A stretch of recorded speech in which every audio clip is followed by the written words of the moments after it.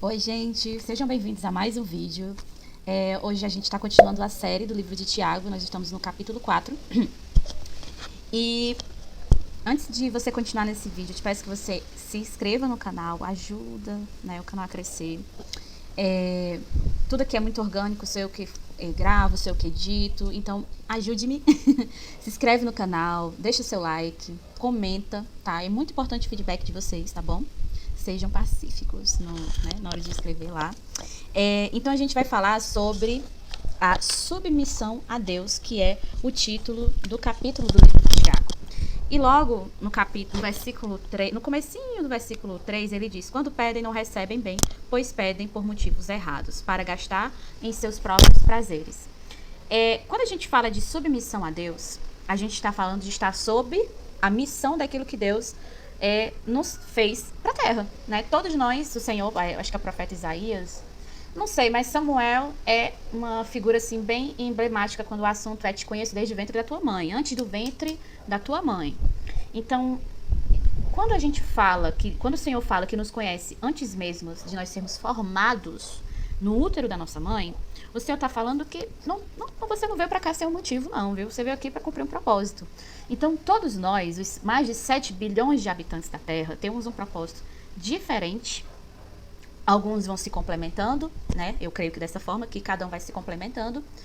Por isso nós somos, existe essa, né? Por isso que Deus diz que pra gente se unir, né, como corpo, né? Se a gente é corpo de Cristo, né? Se a gente não, a palavra de Deus que nós somos, né, como corpos, né? Até aquele hino, são os corpos, assim bem ajustados, enfim, não vou cantar. Então, pra gente estar debaixo da missão de Deus, a gente primeiro tem que entender quem é Deus na nossa vida, qual é o meu propósito e entender este propósito de Deus na minha vida. E aí, muita gente fica se perguntando, meu Deus, qual é o meu propósito? Eu não sei qual é a minha identidade, aquele problema, aquela coisa emblemática que faz com que a pessoa busque eternamente o seu propósito de vida. Sendo bem simplista, óbvio que não é só isso, eu estou sendo mas bem simplista mesmo. Quando se fala de propósito, nós temos um mesmo objetivo, como o Senhor já falou lá no livro de Marcos. Vocês vão falar do amor do reino de Deus para toda criatura. Se você olhar os evangelhos, você vai ver que Jesus veio e fez isso. Curou, livrou, Jesus ressuscitou, Jesus tirou das garras da morte, né, ao ressuscitar, Jesus curou, Jesus salvou, Jesus trouxe palavras de vida eterna, e todo canto que ele chegava, ele dizia, eis que é chegado o reino de Deus. Logo, o nosso principal objetivo, independente do propósito, é dizer para as pessoas que é chegado o reino de Deus. É isso mesmo. E no capítulo 4 de Tiago, se fala sobre a submissão a Deus. E, independentemente do propósito, nós devemos entender que a nossa vida, ela é um diário a céu aberto para as pessoas enxergarem Jesus através de nós. A nossa vida cristã, ela não tem a menor condições de ser separada da nossa vida familiar, da nossa vida no trabalho, da nossa vida acadêmica. Não existe, não tem como você ser crente e ser uma pessoa diferente no trabalho. Você ser crente, estar num grupo, por exemplo, de baixaria, de fofoca. Não existe essa de você ser crente e dizer, mulher, mas todo mundo fala de todo mundo. Não dá. A sua vida é uma carta de Jesus para o mundo. Então a tua vida tem que ser submissa àquilo que o Senhor diz pra gente. E um pouquinho mais, e quando ele fala assim, no versículo 2 e 3, ele diz assim, vocês cobiçam coisas e as não têm. Matam, invejam, mas não conseguem obter o que desejam. Vocês vivem a lutar e fazem guerras. Não têm porque não pedem. Quando pedem, não recebem, pois pedem pelos motivos errados e gastam seu bel prazer. Quantas vezes a gente quer que Deus nos abençoe em uma determinada área e aquilo ali nada mais vai do que inflar o nosso ego? Todo mundo já pediu algo para Deus que Deus não deu e que lá na frente a gente entendeu que se Jesus tivesse me dado, provavelmente, hoje eu não estaria nos caminhos dele, ou pior, eu estaria nos caminhos dele, mas com o coração completamente inclinado para o mundo, estaria desviado dentro da casa do Senhor. Então, a gente entende que certas coisas o Senhor não nos dá, não é porque Deus não queira nos dar, mas é que quando você pede algo para Deus que está debaixo da missão que Ele tem para você, é certeza que você vai receber. Porque aquilo tem um propósito a mais, não é só para o seu bel prazer, é para que o cumprimento do teu propósito seja ainda mais potencializado. Mas quando aquilo envolve apenas o desejo carnal, como eu já falei em outro vídeo, Deus não tenta ninguém. Nós somos tentados pelos nossos próprios desejos. Inclusive, no capítulo 4, ele diz que as pessoas matam, invejam, fazem como diz aqui no Ceará, o diabaquato e não conseguem. Por quê? Porque aquilo ali não é da vontade de Deus. Até aquelas pessoas que fazem guerra para poder obter lucro, aquelas coisas todas, eles ainda assim não conseguem o que querem. Porque não tem como a bênção estar onde está a destruição. Não existe vencedores numa guerra, seja ela qual for. E aí no versículo 4 ele fala: adúlteros, vocês não sabem que a amizade comum dá inimizade com Deus? Quem quer ser amigo do mundo faz inimigo de Deus. E aí eu acho interessante porque ele diz especificamente adúlteros. Gente, ele não fala mentirosos, diabrado. Não. Adúlteros. E por que o Senhor fala que os adúlteros? Ele diz assim: vocês não sabem que amizade comum dá inimizade comigo? Certa vez, toda semana, certa vez, enfim, quando a gente olha assim para uma pessoa que tem o costume de adulterar, porque existem as pessoas que caem em adultério, tem as pessoas que vivem no adultério. Mesmo quando elas mudam de amante, ela procura logo outra. A mulher descobriu aquela uma, ele vai procurar a terceira, a quarta, a quinta, a sexta, a sétima, porque ele ou ela não consegue conter-se de não estar vivendo em adultério. Logo, é amizade assim com o mundo, né? E amizade com o mundo, Deus não tem comunhão com aquela pessoa. Quando a gente fala de adúltero, muitas pessoas têm opinião dividida, né? Porque adultério não tem perdão, traição é escolha. Menino, é uma série de coisas e não existe não existe explicação cabível que justifique um adultério. Que isso fique muito claro. Não existe motivo, seja porque a esposa passou um ano, não quis comparecer, ou porque o marido tá acamado. Não importa o motivo, não se justifica o adultério. Não se justifica a quebra de aliança. Não dá, porque é um pecado que ele atrai para dentro do seio familiar uma série de desgraças. É uma espada na cabeça da pessoa que traiu, da pessoa que foi traída e da geração daquelas pessoas, daqueles filhos, entende? É algo, e a gente sabe que Davi é o exemplo mais pregado, mais comentado quando se fala de adultério, quando ele se engraçou pro lado de Batseba, que matou o marido dela, colocou na linha de frente proposital para que Urias morresse, Uzias, né? Para que ele morresse e que ele pudesse assumir o filho que Batseba estava carregando no ventre. Então, assim, Davi, o profeta foi lá, falou para Davi: olha, Davi, o que tu acha de um cara que tem tudo e tira o pouco que o outro tem? Papai, ele vai morrer.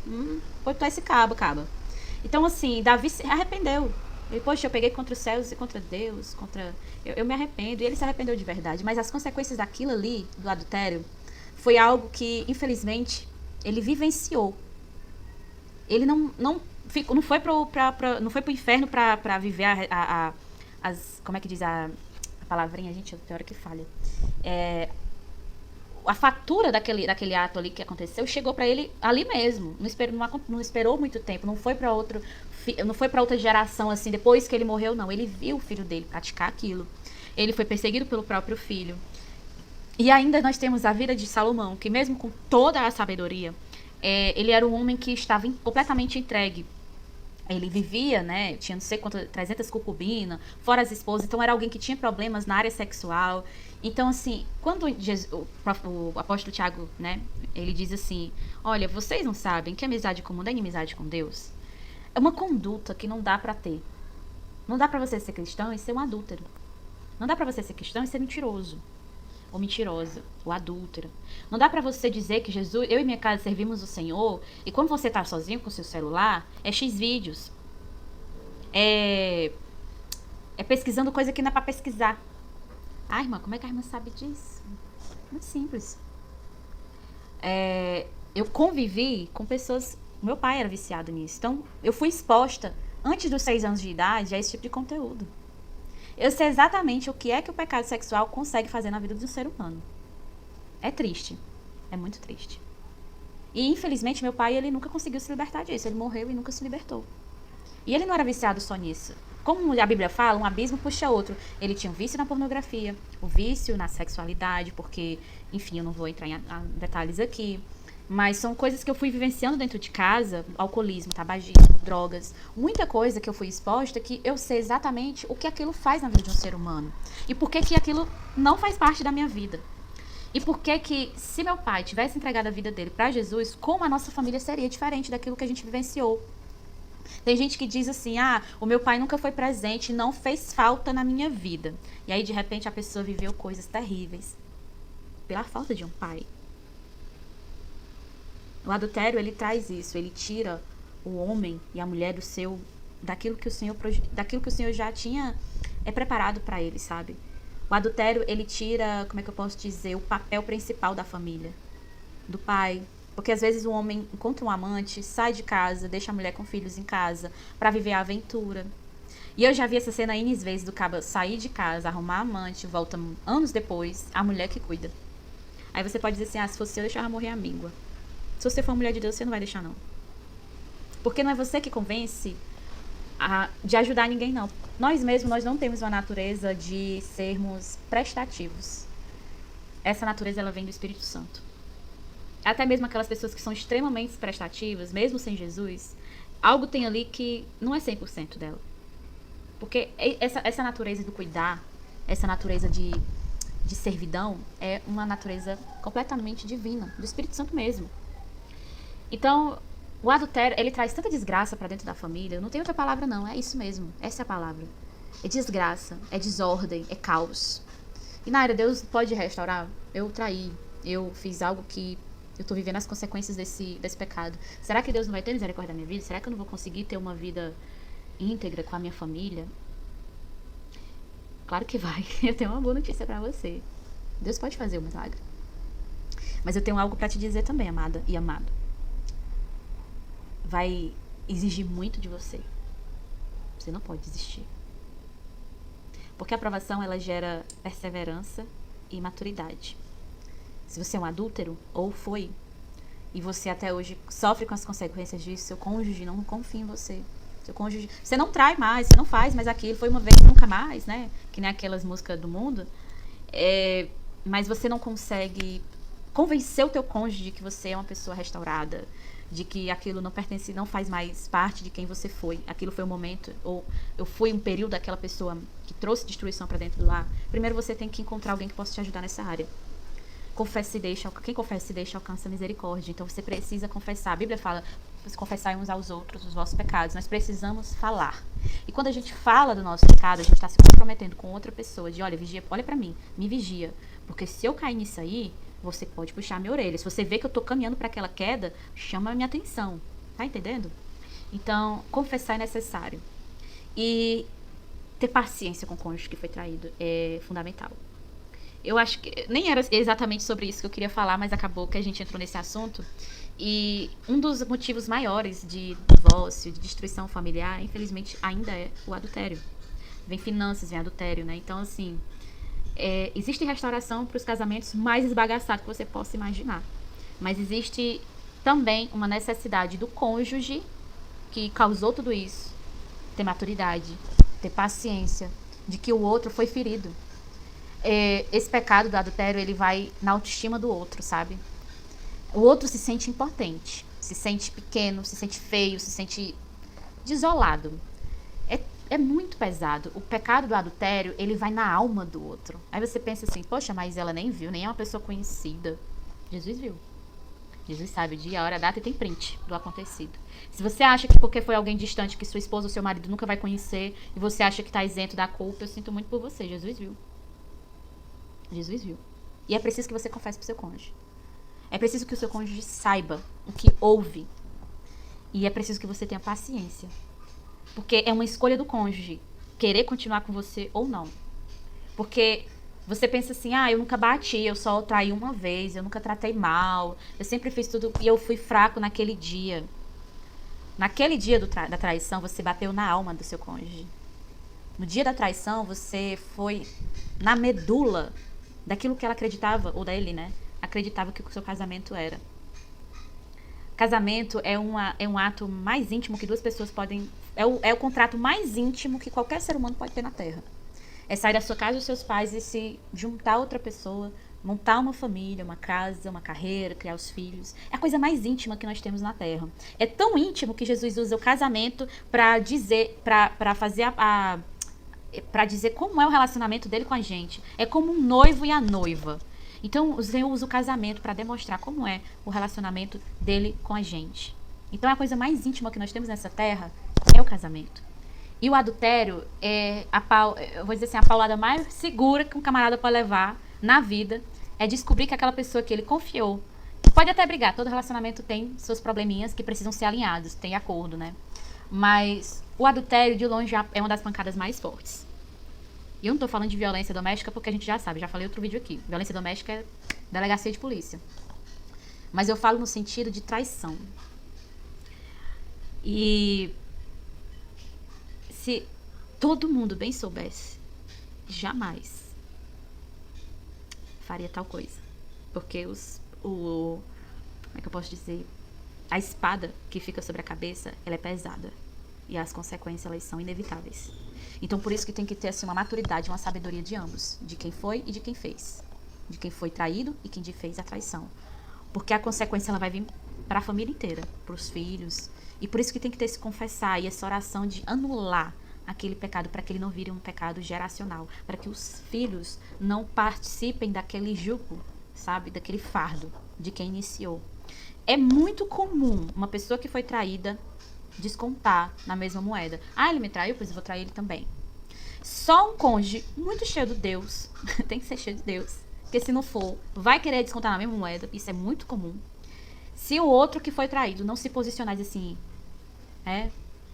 e pedir pra Deus mesmo, se colocar diante do Senhor e pedir misericórdia para que tenha força para passar por aquilo ali, se o outro cônjuge não escolher de fato Jesus e não escolher a vingança, a família ainda tem alguma chance. E claro que a família ainda tem chance mesmo se o outro, infelizmente, não tivesse em tanto de Deus. E aí também trair, porque foi o ego que foi ferido, depois eu vou ferir o ego dele também. E claro que Deus pode restaurar, né? Quando tem traição de ambas as partes. Mas eu acredito que quando um decide que não vai, que vai lutar pela família junto com o outro, eu acho que a família tem mais chance de ter sucesso. Mais chance dos filhos não passar por aquilo, sabe? Mais chance dos filhos não carregarem aquilo que veio dos pais. E pro vídeo não ficar maior do que ele já tá. Se você causou isso, né? Tenha misericórdia de você mesmo e da sua família. No versículo 6 ele diz assim: mas ele nos concede graça maior. Por isso diz a Escritura: Deus se opõe aos orgulhosos, mas concede graça aos humildes. A graça, ela é um favor imerecido que nós temos em Cristo. A graça, ela é algo que ninguém merece, nem quem nunca traiu, não importa, você nunca fez nada de errado, porque todo mundo já fez alguma coisa para desagradar a Deus, mas não importa o teu pecado, a graça, ela é algo que ninguém merece, ninguém. E o Senhor diz que concede graça aos humildes, então tenha humildade de reconhecer o seu pecado, de ser transparente. Eu costumo dizer uma frase que diz assim: aquilo que você faz em oculto, nas trevas, o inimigo tem poder sobre você. É naquilo ali que você deixa em oculto que o inimigo vai fazer com que você sempre caia. Agora, aquilo que você traz das trevas para a luz, o inimigo não tem mais poder sobre aquilo. Então, se você é alguém que, vez por outra, cai no pecado de adultério, cai no pecado da mentira, rouba da sua família, você desvia dinheiro do teu salário para fazer coisas que a família não sabe, traga a luz, tire a sua vida das mãos de Satanás e coloque ela nas mãos do Senhor. Porque quando você faz isso, você está dando legalidade para que o reino de Deus venha sobre a sua casa e sua família. E não tem como. Deus se opõe aos orgulhosos. Então, quando a gente esconde de Deus certas coisas, ou qualquer coisa, a gente está deixando de Deus, a gente está fazendo com que Deus não age na nossa vida.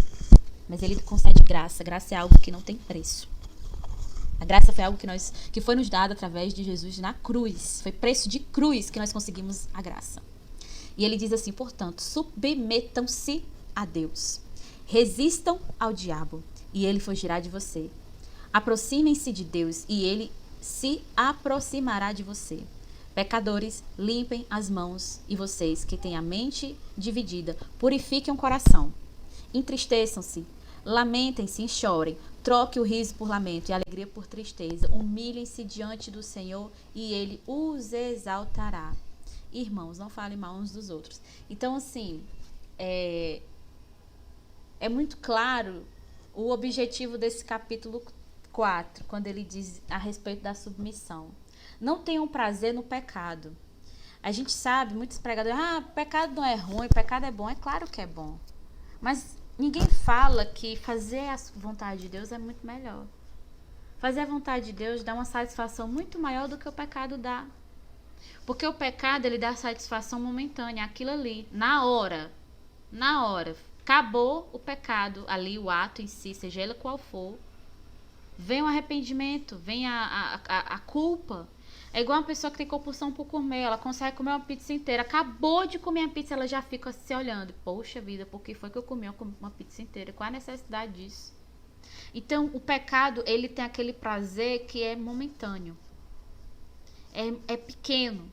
Diante da satisfação que é fazer a vontade de Deus na nossa vida. Diante do que é colocar a sua vida diante do Senhor e saber que Ele sim tem poder de restaurar as feridas mais amargas que nós causamos uns aos outros. As famílias mais destruídas, Deus é capaz de restaurar. As coisas mais... Como é que eu posso dizer? Os sonhos mais perdidos que a gente nem se lembra mais. Deus é capaz de fazer. Não esqueça, não há impossíveis para Deus. Sejam, tá? Um bom dia, boa tarde, boa noite para você. Até o próximo vídeo. No último vídeo da série do livro de Tiago, nós vamos para o capítulo 5. Então, eu espero você no próximo vídeo. Até a próxima. Um cheiro. Tchau.